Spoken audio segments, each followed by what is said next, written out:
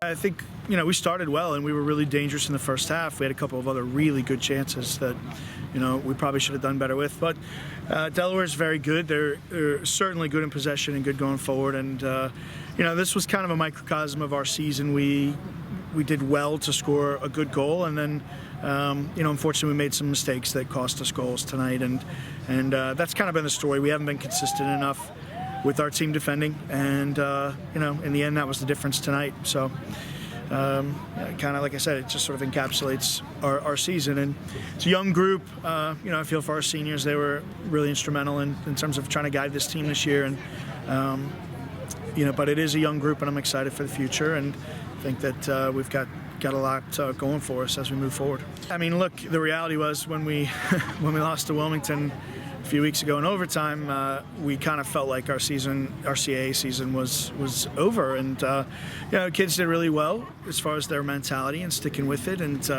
we were able to string together some good performances and some results, and we had some other things go our way. In the end tonight, it would not have mattered anyway, but I think again this group was being close and feeling disappointed with the way that it ended. I think will certainly serve in our favor, because I think it's a group that has a lot of determined, hardworking guys, and I'm sure that we will all, over the next 8 months, be working to make sure we don't feel like this next year. Look, I mean, we were constantly recruiting. Usually it's 2 or 3 classes at a time. So as a coach, we're always sort of preparing for these moments where we have attrition due to graduation and new guys entering. So, I'm excited for the future. I'm certainly sad to not have the opportunity to coach Jackson S.K., Ryan Flesh, and Chris Dunn anymore. It was a very good season from Ryan and Jackson, certainly, and Chris was really unfortunate with injuries to not be able to play a whole lot.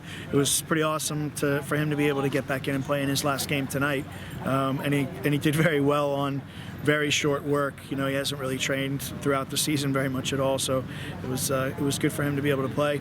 But this is kind of what we do, so as a coach, I'm prepared for it. I certainly empathize with those guys. I remember still, my last game here as a member of the tribe, and what that felt like, and so I certainly empathize with those guys. I empathize with their teammates who are really sad and disappointed that those guys won't be with us anymore on the field. But our family's very tight and large and strong, and so those guys will always be a part of our tribe soccer family.